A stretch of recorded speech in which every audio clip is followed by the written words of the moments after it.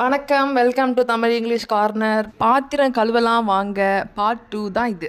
So நம்ம already பாத்திரத்தெல்லாம் எடுத்து போட்டு விளக்கி கழுவியாச்சு. ஸோ இப்போ வந்து ஒய்ஃப் கிட்ட எப்படி ஹெல்ப் கேட்குறாங்க, எப்படி அரேஞ்ச் பண்ணுறாங்க, அந்த சீக்வன்ஸ்லாம் இன்றைக்கி பார்க்கலாம். வீடியோக்குள்ளே போகலாமா?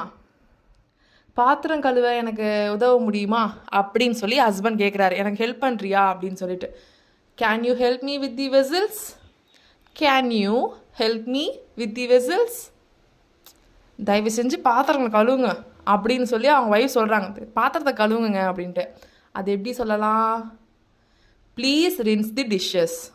Please rinse the dishes. சுத்தமான துண்டுடன் பாத்திரங்களை உலர வைக்கவும். சரி, ஓகே, அவர் வந்து கழுவி முடிச்சிட்டாரு. இப்போ வந்து அவங்க இன்ஸ்ட்ரக்ஷன்ஸ் கொடுக்குறாங்க. மறுபடியும் அவங்க ஒய்ஃபு என்ன பண்ணுறாங்க அப்படின்னா, சில பேர் வீட்டில் வந்து என்ன அப்படின்னா, பாத்திரத்தை கழுவி நம்ம அப்படி நார்மலாக வச்சிரும், அது காற்றுலேயே அப்படி காஞ்சிரும். சில வீட்டில் வந்து அந்த சோப்பு எது இருக்கக்கூடாது அப்படிங்கிறதுக்காக ஒரு சுத்தமான ஒரு துண்டில் வந்து துடைக்கிற பழக்கம் இருக்குது. அது மாதிரி தொடைங்க அப்படின்னு சொல்லி ஒய்ஃப் சொல்கிறாங்க. Dry the vessels with a clean towel. Dry the vessels with a clean towel. கழுவப்பட்ட பாத்திரங்களை சரியான இடங்களில் வை. கழுவிலாம் முடிச்சாச்சு, அவர் தொடச்சி வச்சிட்டாரு. இப்போ என்ன பண்ணணும்? அதை கரெக்டான அந்த பாத்திரத்தெல்லாம் அடுக்கி வைக்கணும் இல்லையா? அந்த மாதிரி போய் அடுக்குங்க அப்படின்னு சொல்லி அவங்க ஒய்ஃப் சொல்கிறாங்க. எப்படி சொல்கிறாங்க? Organize the washed vessels in their proper places. Organize the washed vessels in their proper places.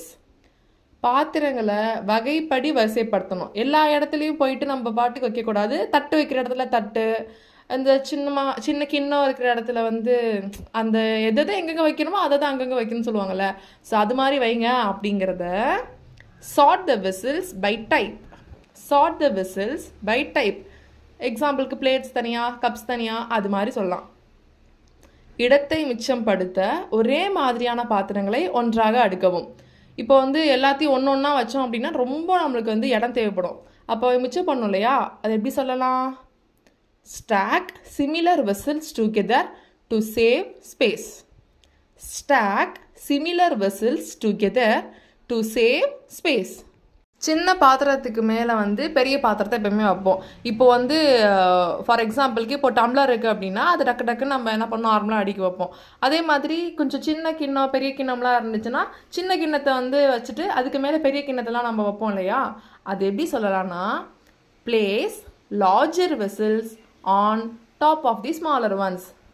Place larger vessels on the top of the smaller ones. சின்ன பாத்திரத்துக்கு மேலே பெரிய பாத்திரத்தெல்லாம் வையே அப்படின்னு சொல்லி சொல்லலாம். கண்ணாடி பொருட்களை தனித்தனியாக வைக்கணும். இப்போ கண்ணாடி கிளாஸாக இருக்கட்டும், இல்லை கப்பாக இருக்கட்டும், அதெல்லாம் எல்லா பாத்திரத்தோடு சேர்த்து வைக்கக்கூடாது, கொஞ்சம் தனியாக வைப்போம், ஏன்னா சேஃபாக இருக்கணும் அப்படிங்கிறதுக்காக. அது எப்படி சொல்லலாம்? பிளேஸ் த கிளாஸ் ஐட்டம்ஸ் செப்பரேட்லி. பிளேஸ் தி கிளாஸ் ஐட்டம்ஸ் செப்பரேட்லி. ஓகே, இப்போ வந்து அவர் அடுக்கி வச்சுட்டாரு. இப்போ தான் பெரிய வேலையே நம்மளுக்கு இருக்குது. என்ன அப்படின்னா, அந்த சிங்கில் வந்து கண்டிப்பாக சாப்பாடு, நான் சொன்ன மாதிரி அந்த ரெசிடியூஸ் எல்லாமே இருக்கும். அதெல்லாம் சுத்தம் பண்ணணும் தானே?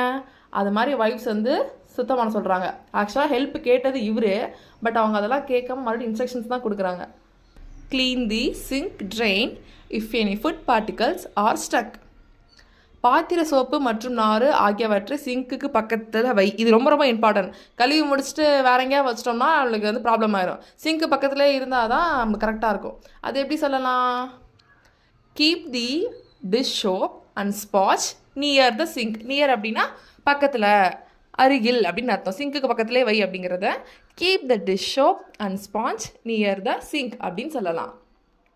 பயன்பாட்டிற்கு பிறகு நாரை சுத்தம் செய்யும். இது ரொம்ப இம்பார்ட்டன்ட். இப்போ நம்ம ஒரு நார் போட்டு ஒரு பாத்திரத்தை வளர்க்குறோம் அப்படின்னா அந்த நாரில் இருக்கிற அழுக்கெல்லாம் எடுக்கணும் இல்லையா?